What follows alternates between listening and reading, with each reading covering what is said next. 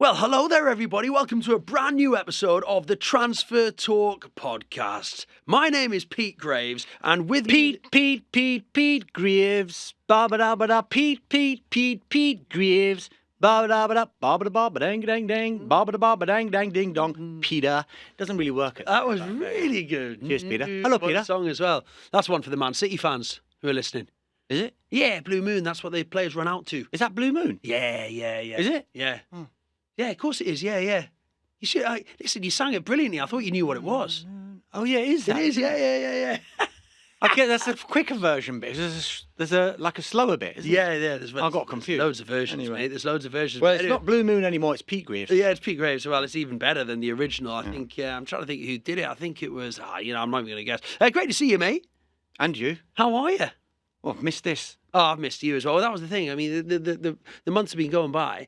I've been missing doing the Transfer Talk podcast. I've been missing sitting in here. Where we have a bit of me youth time in here, don't we? It's just like, Yeah. and then occasionally a guest comes on. We've got Kieran Maguire coming on later on, football finance expert, to get his teeth into PSR and the upcoming window and everything else.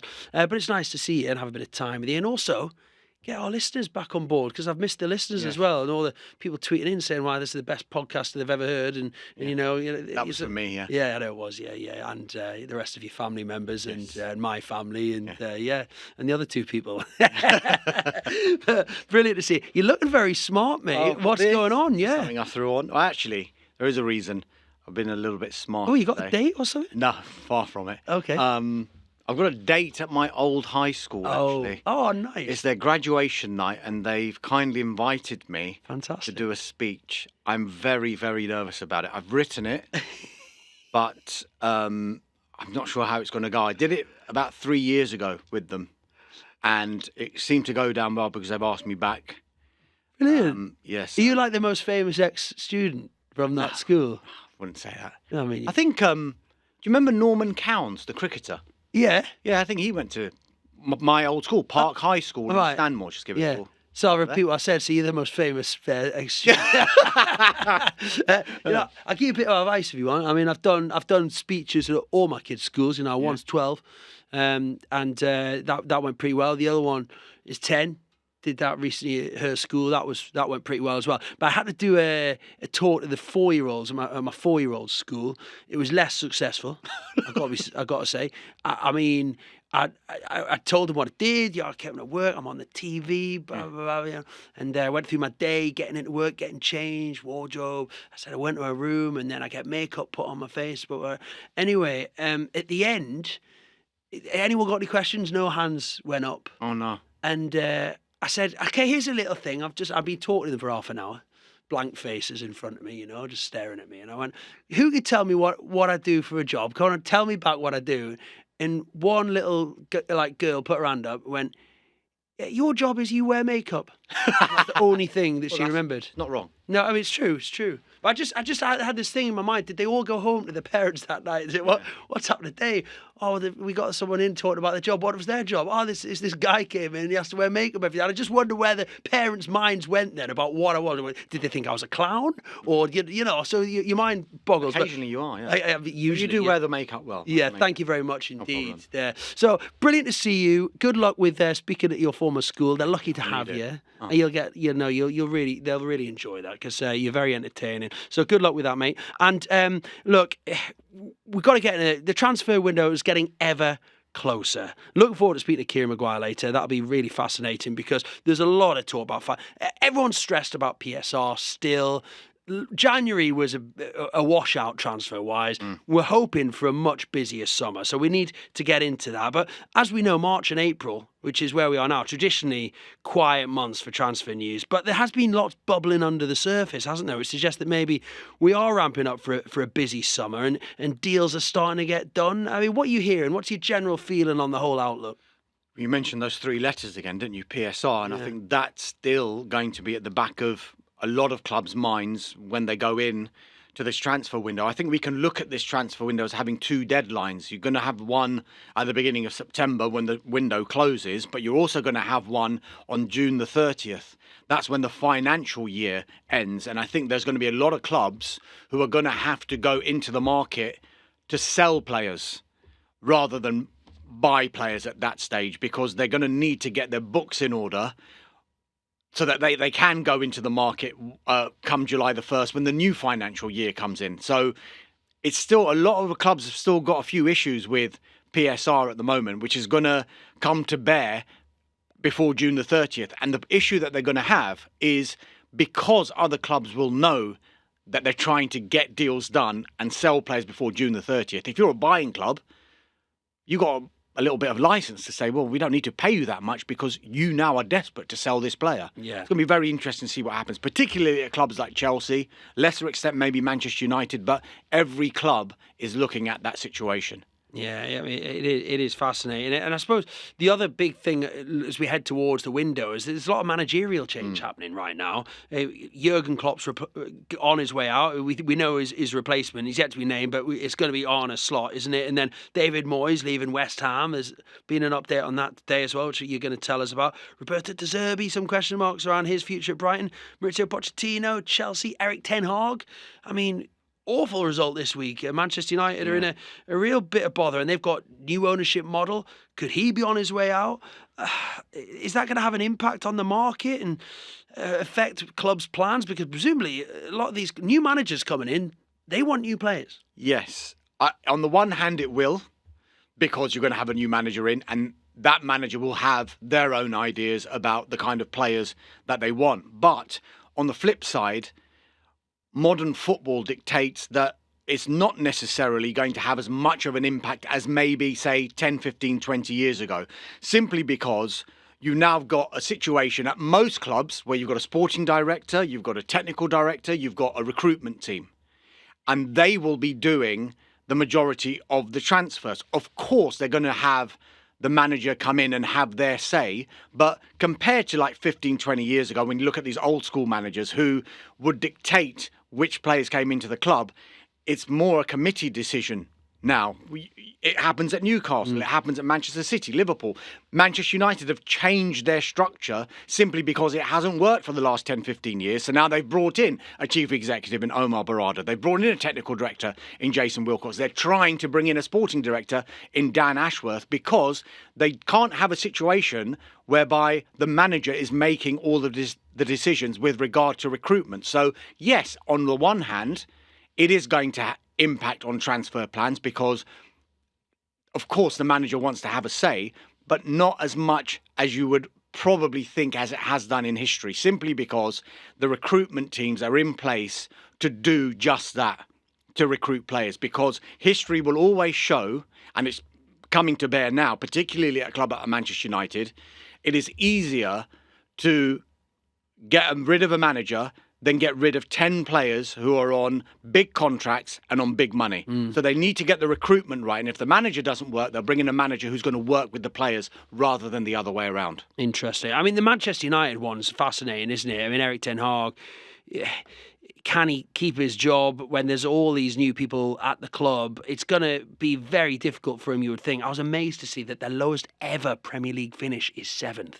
Ever. And there's a good chance they'll finish below that. Yeah. You know, they're in 8th. Now, they're 8th at the moment. And, and, you know, you can't see it. And the teams around them, Newcastle and Chelsea, just keep winning. So you would see them finishing their lowest ever. They've got an FA Cup final to come against Manchester City. I mean, the team that you least want to play against right now, right? City could be going into that as Premier League champions. And I just feel, I mean, this whole idea that the whole squad's for sale. I heard someone ring up the radio. I was driving to work and some Manchester United fan rang up the radio and was going, I love this. This is brilliant. I've heard they're selling the whole squad. Fantastic. About time. And I'm listening to it and I'm thinking, good luck, buddy. Yeah. Good luck. Yeah. Because how are you going to sell all those players? Who's going to buy them? Listen, as we've been talking about, we seem to be talking about the situation United find themselves in every single transfer window when we do this podcast. And the problem that they've had, and I feel like I'm repeating myself, is since Sir Alex Ferguson left the club, they've brought in 4 or 5 different managers, each with a different philosophy. Each manager comes in and says, I don't like these players so much. I need another £200 million. And the board want to back the manager. But what they didn't realise is they've given the manager the complete power. effectively, because they've said, right, Jose Mourinho wants these players, let's get them for him. Louis van Gaal wants these players, let's get them for him. Erik ten Hag comes in, and there seemed to be a slight change because they had John Murtough there, they had Richard Arnold there, talking about this is going to be a team recruitment policy. But what ended up happening in the first summer for Erik ten Hag? He brings in Lisandro Martinez, Christian Eriksen and Tyrell Malacia very early in that transfer window, and United fans were quite optimistic. Oh, finally they've got it right. The season starts, no other players joined. They lose at home to Brighton. They get thrashed at Brentford. We need to back the manager. He wanted Anthony right at the beginning of the window. They didn't get him. Ended up paying 80-odd million for him. They're bringing Casemiro because they need a holding midfielder. 70 million, 30 years old, 5-year contract. It's unsustainable. That's the problem that United have got just now. Hence why I think what United might be thinking about now, everyone is talking about is Erik ten Hag. Is he going to get sacked? Is he not going to get sacked? From the outside, it doesn't look like that's going to be the major problem here. It doesn't matter who the manager is next season, I don't think. Be it Erik ten Hag or someone else, they need to get everything else right in that club. And then if the manager doesn't work, at least the structure's there in place. Yeah. Because the replacement, if it is going to be a replacement for Erik ten Hag, shouldn't have to come in and say, I don't like the look of this squad. I need another 200 million to bring in my players. It's not going to work like that anymore because it's been unsustainable for so long. The Glazers have given football operations to Ineos. Why have they done that? Because that's an admission that they got it wrong. Why else would they have done that? They've given someone a minority investment of 25%, but they've given them all control of football operations. That is an admission. It hasn't worked so far. Let's get it right this time. Strange times. If they are going to try and raise some funds, I mean, one player who they probably could sell and who people are talking about. I mean, there's a few there that people would take a punt on, but Bruno Fernandes is a name that's being touted around at the moment. Could you see him going? I mean, there was these quotes that people looked into and said, "Well, does he want to leave Manchester United? He's still under contract." And Erik ten Hag has kind of dismissed what he'd said. He says Bruno Fernandes will be here next season. He's the captain of this football club. He's so important to Manchester United. And I think when you look at those quotes, Bruno Fernandes has actually said it requires two things to happen. Predominantly, the club wanting to keep the player. And you would think that the club would want to keep someone like Bruno Fernandes. And because of his contract situation, Manchester United hold the cards with regard to Bruno Fernandes. He could say he said, I want to leave. Manchester United will turn around and say, well, you're under contract, you're not going anywhere. So United hold the cards on that one. Could I see them selling Bruno Fernandes? Could I see them selling the entire squad? Every club will say every player has got a price. So it's another way of saying that, isn't it? You could have a really stable club. None of our players are for sale. Well, are they? Someone comes in with a big enough bid, you consider that bid. I think there are very few untouchables, it feels, at United just now because of how the season has gone. But when you look at some of these younger players like Garnacho and Kobe Mainu and Rasmus Højlund, I think those are the ones that United will want to build around. Yeah. I heard Gary Neville say something that's quite significant, actually. He says those are the players that United need to keep. But what they need to do is bring in 2 or 3 good characters. Not necessarily spending massive money, characters that are going to come into the squad, knows what it means to play for Man United, to blend in with these youngsters. And then that's the way forward. I think Ineos were kind of saying, 3 years before United are challenging again. And some United fans, 3 years, how can we wait that long? I'm thinking 3 years, that's quite optimistic. Simply because of the number of players and the number of issues that they've got within that squad. It's not going to be easy. Oh, it's only fascinating to see what happens. Next season is going to be, the next 3-5 years, like you say, are going to be fascinating watching what happens at Manchester United and how much of a change they really can make, Sir Jim and Ineos. And they can't afford, one thing I'd say, they can't afford any mistakes now. It's all well and good saying, right, they've got these new minority investors in. How much money can they spend? They've got thinking about PSR with half an eye on that. They can't do what they've done in previous seasons because it hasn't worked. Every transfer they make now, they have to hit the jackpot. It has to work because you're just going to go around in this cycle again. Oh, a lot of pressure on the new ownership model there. like Manchester United, I mean, Ange Postecoglou and Spurs has been talking a lot recently about his squad needing an overhaul, and the majority of clubs, are still working on getting players out to bring players in, and it seems like Spurs are in the same boat as Manchester United.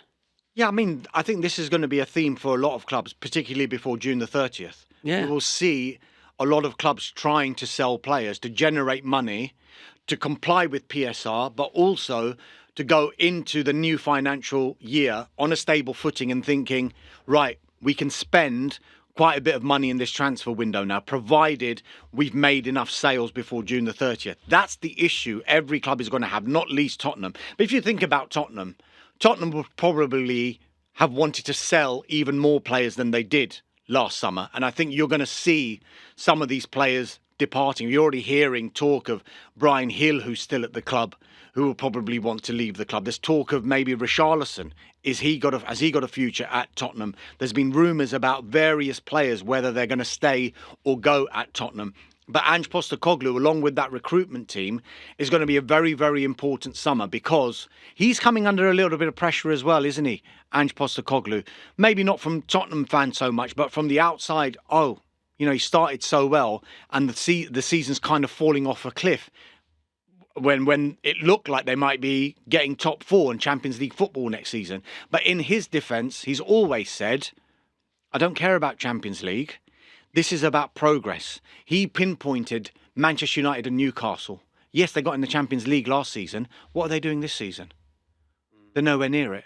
They don't want to be in a position where they get in the Champions League for one season and it doesn't happen again. He wants to build. And I think they're doing it in a way whereby slowly but surely Tottenham are trying to get the squad that they want.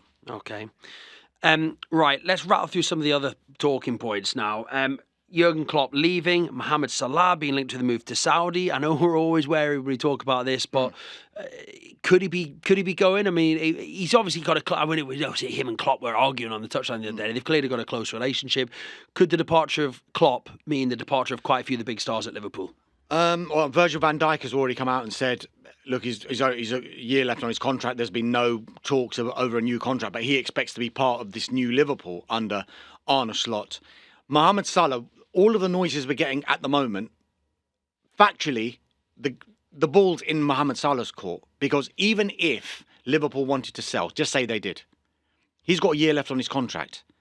He can say, I'm not going anywhere because I'm under contract at Liverpool. So he holds the cards at the moment. That's always the danger when you get to 1 year left on a contract. And it's normally you get that sell or renew scenario when you get to that summer, when you've got 1 year left. We know that Saudi clubs are interested in Mohamed Salah and they're willing to spend in excess of £150 million to try and sign him in the last summer's transfer window.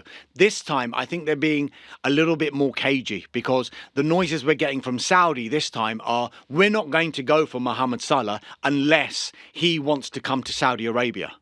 So a lot of things are going to have to fall into place for any potential deal for Mohamed Salah from Liverpool to Saudi or any other club to materialise. But what we do know is that if Mohamed Salah says, I'm staying at Liverpool, then Liverpool are in a situation here, because are they going to allow him to see out the rest of his contract, or are they going to try and manoeuvre a deal whereby he leaves in this summer's transfer window for big money? Because if he's not going to sign a new contract, we know that this is going to realistically be the last opportunity that Liverpool can get big money for Mohamed Salah because he's under contract. It's going to be a very, very interesting situation, this one. And I'm sure Arne Slot, Michael Edwards and Richard Hughes, who the new recruitment team effectively post Jurgen Klopp, will have to come together, and Virgil van Dijk, Mohamed Salah and Trent Alexander-Arnold are going to be top of that inbox because they are entering the final year of their contract. So it's going to be very interesting to see what happens with those three. And from Liverpool to Everton, a lot of talk about the promising young centre-back as well, Jared Branthwaite. What's happening there? He could go to the Euros with England as well, which is only going to probably increase his value if he plays. What do you think they can hold on to him? Everton don't want to sell him. Of course they don't, but we know that the financial predicament that Everton find themselves in, and you're looking at their squad and looking at who are the most saleable assets, and you look at players like Jordan Pickford, Jared Branthwaite and Onana as well in the midfield. Those three look like the players that they could get the most amount of money for, but at what cost? Because we know what's happened in their with the breaches of profitability and sustainability rules. They've been docked 8 points in total now because of them. They don't want to be in that position again. So before June the 30th, we're talking about clubs like Tottenham, Manchester United and Chelsea. Everton are going to be a huge club to keep an eye on because they don't want to be anywhere near breaching these rules again because they can't afford to be docked points. But on the flip side, if they have to sell and it's players like Branthwaite or Pickford or Onana, that's going to be a big blow to their squad. And depending on how much money they get for them, how much money is going to be available to Sean Dyche to spend once you get that money in. In one more here, Bruno Guimaraes. Let me stop you there. Okay. You've mentioned him. I think I should be asking you that question. Okay. £100 million release clause. Yeah. How likely is he? Well, is he to go? Look, he's got this £100 million release clause, right? If someone triggers that, then they've got to talk. But he is so important to Newcastle United. The likes of people are talking about him, Alexander Isak. You can't sell players like that, I don't think. And Newcastle have got ambitions to go on and improve. I mean, he has got the release clause, but there was some suggestion they might sell him for less than that. I'd be amazed if they did. He is the heartbeat of that Newcastle United side. Yes, you've got Sandro Tonali next season. All the reports that you heard from him about in training that he's tearing it up at Benton. He's been training, as we know, and he's very impressive. A lot of players have said that to me, like, listen, this Tonali's quality, right? But in midfield, which contains Bruno, Joelinton and Tonali, when you've got the likes of Willock, Longstaff, Elliot Anderson, etc., as backup, for me, those three, the two Brazilians and the Italian in that central midfield, was the dream. Alexander Isak's got 20-odd goals this season. People saying, 100 million for him. They signed him for 60-odd. He's worth more than that. So I'd be... Look, I think Newcastle need to sell somebody before July the 1st. There's been talks about Miggy Almiron. He's not played as big a role this year. The reserve goalkeeper Dubravka, who's come in and done a good job in place of Nick Pope, is he someone you could sell? There's Matt Targett there, who was a well-performing Premier League player. It hasn't quite worked for him at Newcastle in that system. They clearly need to sell somebody, but I'd be amazed if it was Bruno. I'd be gutted if it was Bruno. Someone said to me today, a friend of mine today, and it's a very good point. I'm going to run this by Kieran Maguire when we speak to him in a bit. He said, Bruno, sell him. And they was like, what happens if we break PSR? I said, it'd be 6-point deduction. And my mate said, take the points. I was like, oh yeah, great point. Take the points. Bruno worth 6 points a season. Definitely. He's carried the team at this season sometimes. Say, 6 points, the fine, take it. And I wonder where you're going to get to this point. You know, we're broken it, yeah. Take the points. Just take it. You know, if it means a couple of places in the league, if it means the difference between Champions League or Conference League, take the points. And are we going to get to this stage where clubs go, you know what, yeah, fine, we did break it by 50 million. What you're just going to have to dock us points. We're not going to sell. The rules could change. Things could change very quickly. But we're in a real sticky situation. And that's why we've got Kieran Maguire coming in. The idea that clubs are going to sell the best players. You can scout someone from years, bring them in. Sell your local boys. I can't stand that. People say, well, if you sell Sean Longstaff or Lewis Miley, it's pure profit. So clubs like Chelsea are having to sell Mason Mount. Conor Gallagher's up for sale. You're selling the kids who've come through your academy, who've bled for your club since they were kids. And you having to sell them just to make money. The whole thing, for me, ain't working. And it needs a complete reset. So, listen, that's what we're going to talk to Kieran Maguire in about. That's why he's coming on.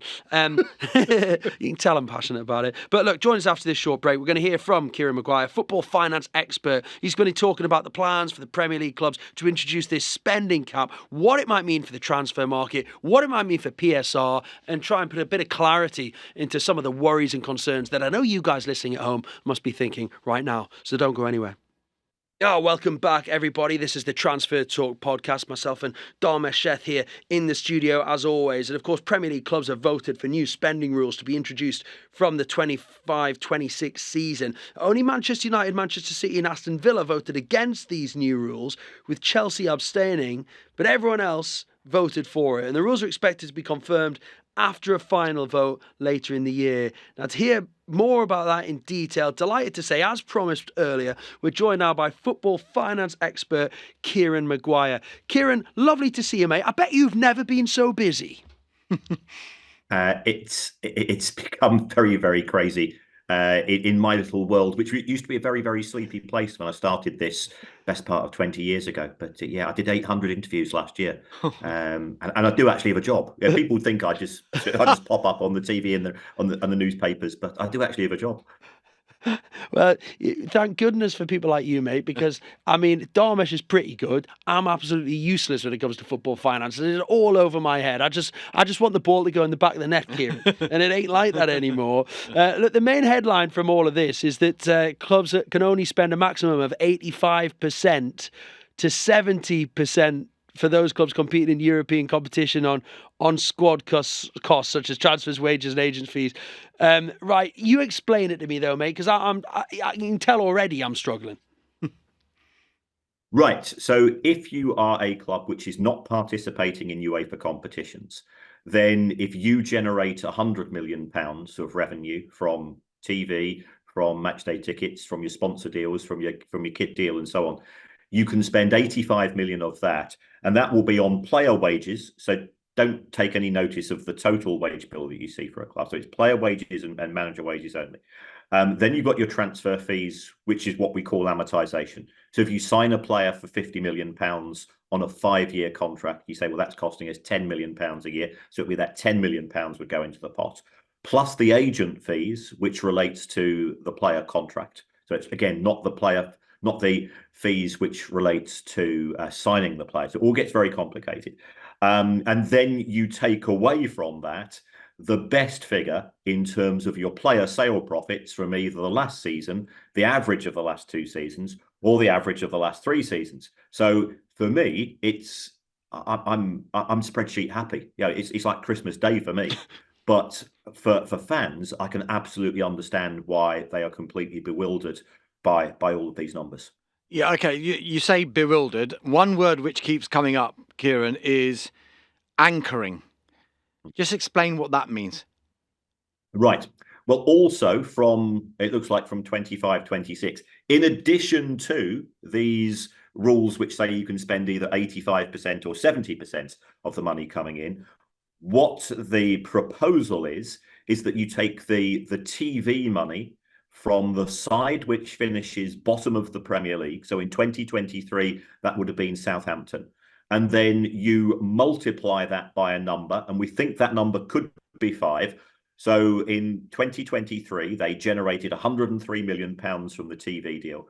You multiply that by 5, which gives us a figure of 515. And then you say that in addition to the UEFA rules, i.e. the 70 or 85%, you are capped in terms of what you can spend on wages and agents' fees and so on at that 515 million. Now, if we take the most recent season of the Premier League, if that was the case, then realistically only Chelsea would have been hit by those rules. But Manchester City and Manchester United voted against, as we know. Villa voted against as well. Nobody can quite understand why. And Chelsea, who I think are trying to be everybody's best friend, said, we're not going to vote at all. Who does it benefit the most, Kieran, these new rules, do you think? It benefits those clubs that do not have a particularly big profile in terms of their commercial income. So if we take the two Manchester clubs, I think it's no surprise that those two clubs get the most money from their commercial rights. So that's the front of shirt, the stadium naming rights, the kit manufacturing deals, and so on. So City generated over £300 million from that, and Manchester United around about 250 million. And because your anchoring is linked to your broadcast income, you can be incredibly successful from a commercial point of view, and all of that is ignored. So I think that's why the owners at Manchester City and Manchester United are unhappy. And we are hearing talk that if these rules do go ahead, then potentially there could be a legal challenge to them. Yeah. Kieran, look, I guess fans will want to know, you've kind of answered it there. Will these new rules allow clubs to spend more money or less money on players? I guess it depends on which club, right?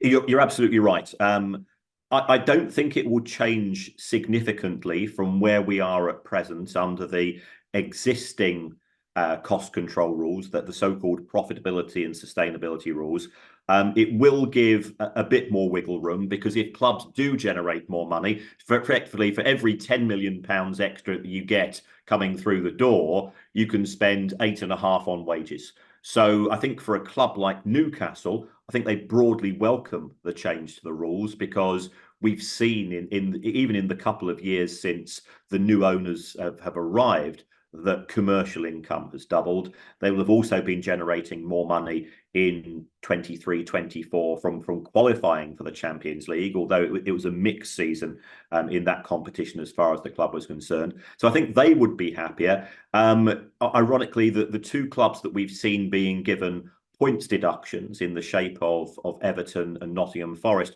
they'd be probably a bit happier as well going forwards, because they were starting to grow their commercial rights. But it is very much linked to how much money comes in, limits the amount of money that goes out.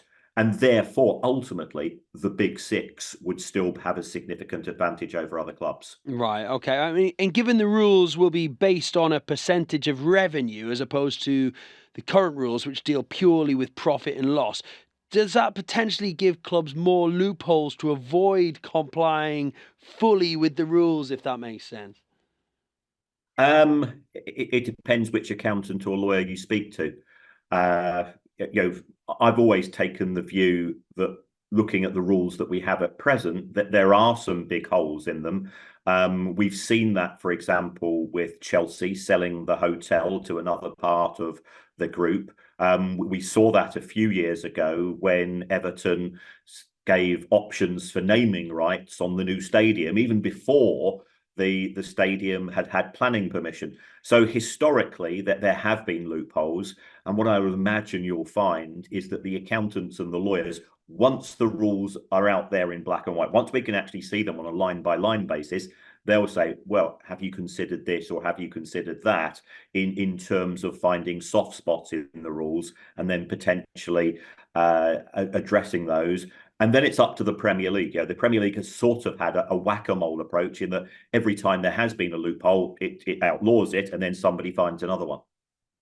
And Kieran, why do you think the current PSR rules in the current guise that they're in have seemingly failed?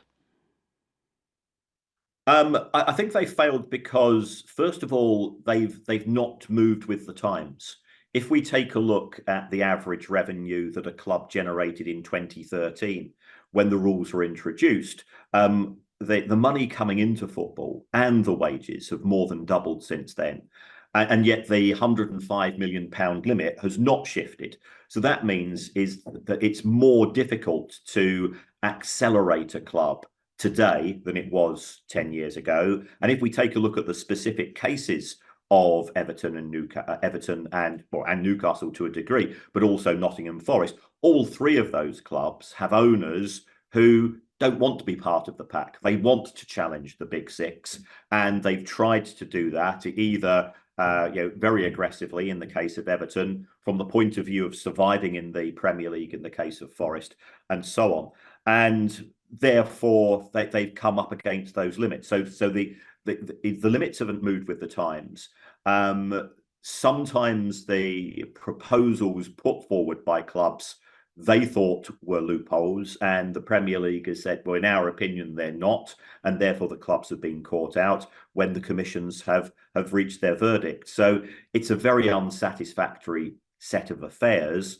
We have seen both commissions report, have points deductions, we've had the appeals, and we're now into May, and we still don't know the final position with regards to how many points all of the clubs will have deducted. And then there's an outstanding issue with Manchester City, as we're aware, with Chelsea. There's still an issue with regards to Everton and how they've treated interest on their stadium. And Leicester are being promoted with potentially some concerns about their financial position when they're in the Premier League in 2023. So it's just become very fractious, and we're living in a very litigious society, and that is now reflected in football as well. Kieran, you mentioned it before, we'll still have to wait for these new rules. So there's another full season of clubs needing to comply with the current PSR a profitability and sustainability rules. So there is that expectation, isn't there, before June the 30th? It's almost a deadline day in itself, isn't it? We could see like a fire sale of players from a number of clubs. Is that what you're expecting to see? And which clubs do you think will be the busiest with regard to sales? I think you're absolutely right. We've effectively now got two transfer windows from the 1st of June to the 30th of June. Although what we have seen some clubs do is that they've changed their financial year from the 30th of June to the 31st of July to give themselves a bit of extra wiggle room in terms of being able to shift players off the books. I think you have spoken about Newcastle. Newcastle have accelerated their spending. You've only got to look at their wages. Their wage bill is effectively double of what it was in 2019 by the time we got to 2023. So there's been big investment there. I think they've recruited a lot of players as well in terms of transfer fees. So I think they'll be looking to trade. And trading is the nature of the transfer market. I think it's been well versed that Chelsea, as well as following significant spending under the new owners, they'll be looking to box clever as well. And of course, I think fans and pundits and people in the media, such as yourself, have also become aware that if you sell a player from the academy, that player counts as pure profit because there was never a purchase cost to begin with, because the player sale figure is always based on profit, and profit is sales price less your book value of the player. For a player for the academy, that figure is always a zero. So you're absolutely right. I think we will have two transfer windows. Those clubs that want to spend over this summer, they might have to operate on a sell to buy basis. I think those clubs that have got players who are on very lucrative contracts will face some challenging times, because who's going to be willing to match the wages that some of these players are already on? And you can understand it from the player's perspective. Short career, why should I take a pay cut just to help the club where I'm currently playing comply with the PSR rules? Yeah, we were talking about this before, Kieran. A Manchester United fans sort of contacting Sky and ringing radio stations and going, "Oh, I'm so pleased they're going to sell all the players." They're talking about all the players being available at sale, but that big question: who's going to buy them? I mean, they're on massive wages, and it's easier said than done. But I mentioned this to you before, because just as we were going into the break earlier, a mate of mine, I was chatting to him and talking about Newcastle and having to make up this money to sort of clear the problems, if you like. And there's talk about selling Bruno Guimaraes, who's got a £100 million buyout clause in his contract, which actually expires, I believe, on July the 1st. So they would, if they're going to sell him, it would have to be in June anyway. But my mate said, "What do you think? What's the point structure be?" And I was like, "I don't know, 4 points, 6 points." He went, "Just take the points." And I thought, yeah, that's actually a really good point. It gives us a difference between Champions League and Europa Conference League or whatever. Just maybe take the points. But speaking to you briefly before, you don't think that would be a wise decision? Well, certainly, I've had that discussion with some directors of football and people involved in the game, and the sort of the retort has come back every time. It's such a huge risk to take. What happens if that player, gets injured, has a loss of form, and we're starting the season on -6 points. So mentally, you go into your very first game of the season with a different mindset.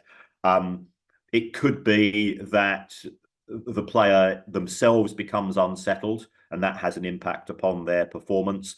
And I think that we fall into a trap as fans, and I'm as guilty as this as anybody, of viewing football players as commodities to be bought and sold. But they're not. They're human beings. That they have their own fallacies. If they feel that they're just a commodity, then why should they show any loyalty to a club which is purely viewing them as an article to be bought and sold? That can have an impact upon how they integrate, how motivated they are, and so on. So it is very complicated. I've not seen any people within the industry itself say we're willing to take on that risk, but I can assure you that everybody is doing their sums. The amount of attention to detail as far as the data collection rooms at clubs and the professional data organisations are concerned has never been as high as it is at present. And some of them might take the view, actually, this player is so good that we think he's worth a minimum of 8 points per season. and therefore a 6-point deduction, it might be worth taking the risk. Can I just ask you, Kieran, is there any chance in the world that all the authorities might just go, listen, this hasn't worked. Let's forget everything. Look, you're all off the hook. This was a mistake. We've got it wrong. And adjust the things now so that teams like Newcastle, who are in a bit of trouble now, they might say, don't worry about it, actually. We're going to adjust it now, and it's fine. You're fine. Is there any possibility that might happen? It would take 14 votes to change that, because under the Premier League constitution, you need a 2/3 majority for any change of rules to go through. The existing Big Six wouldn't want that, because from their point of view, 6 into 4 doesn't go when it comes to Champions League places. If you abandon the existing rules, that would allow Newcastle to spend unlimited amounts. So effectively, you would then go to 7 into 4. We know of the wealth of Forest's owners, of Mashiri at Everton when he first arrived at the club. You look at Aston Villa as well, and all of a sudden, that Big Six could become a Big 8 or a Big 9, but there's still a limited number of European places available. So I can't see the big clubs wanting to do that, and I can't see some of the smaller clubs. What's in it for Palace, for example? From Steve Parish's point of view, he spends what he thinks is appropriate. We've seen Crystal Palace's results recently being absolutely superb. They won at Anfield. They've just beaten Manchester United 4-0, and they've done that with the existing gaps within football. If you abandon all of those rules, the gaps between the very rich and the modestly rich are only going to grow further, and therefore the competitiveness of the Premier League is going to fall as a result of that. So if you were a small club like Palace, why would you vote for that? Very good point. Very good point. And you can't see it from other clubs' point of view like that. Kieran, it's an absolute pleasure. Like I say, the football finance is something I never used to think about a lot. Now I find myself thinking about it an awful lot. And it's great to speak to someone like yourself who understands it. I sometimes wish I could borrow your brain, mate, to be honest. It would help me out massively in my day-to-day life. But good luck to you, mate. Thank you. I'm sure we'll speak to you more on the Transfer Talk podcast over the summer, because it's going to be fascinating. But good luck with your next 800 interviews that you probably have to do in the next couple of weeks. Thank you very much, and so much for the invite as well. Yeah, always nice to speak to Kieran. He's talking to me, and I'm listening to him, and some of the stuff going in, and then other stuff. I can see you nodding along intently to a lot of it, and I'm like, this is still above my head. But I tell you what, he explains it really well. And I was trying to reassure myself half the time there, Pete, because I did an economics degree, and I'm thinking, I don't understand some of the stuff he's saying, but he did explain it in a way that I was like, oh, that's what that 85% means. That's what the 70% means. Yeah, okay. Well, good. Well, we really appreciate Kieran's time. And big dates coming up. So come on then, Doms. When's the window open? When's deadline day? What are the key dates? So June the 14th is when the transfer window will officially open. Right. I think we should mention June the 30th as well, because that's when the financial year effectively for PSR will end. So that's effectively a deadline in itself. But the actual deadline for the summer's transfer window will be on September the 2nd this year. So September the 2nd. Feels like it's going to be a long old window. It was fascinating, Kieran saying about some of the clubs have changed their financial year to run through the end of July. We need to find out who those clubs are, right? Yeah. That's the next thing. I'll put you on that. Cheers. Brilliant, Dobbs. Good luck speaking at your school. Thank you. I hope that goes very well. Will you bell us later and let us know how it went? I will. Yeah, good man. And listen, thanks for being here today. Big thank you to Kieran Maguire as well. Thanks to all the producers and the production that have gone into this episode of Transfer Talk. Really looking forward to an exciting series this summer, and hopefully it's a really busy one. It's going to be fascinating either way. But as always, the biggest thank you goes to you guys at home and wherever you have been listening, whether you've been in your cars or maybe on the train, out in the wind or in the rain. Definitely the rain, yeah. It's a bit sunnier now. In your house or in the shed, or lying on your couch, or maybe sleeping in your bed. In my bed, yeah. On the hills or down in the valleys, in the streets or in the back alleys. No, in the streets. Yeah. Out for a run or maybe just for a walk. Walk, yeah. Thank you for listening to Transfer Talk.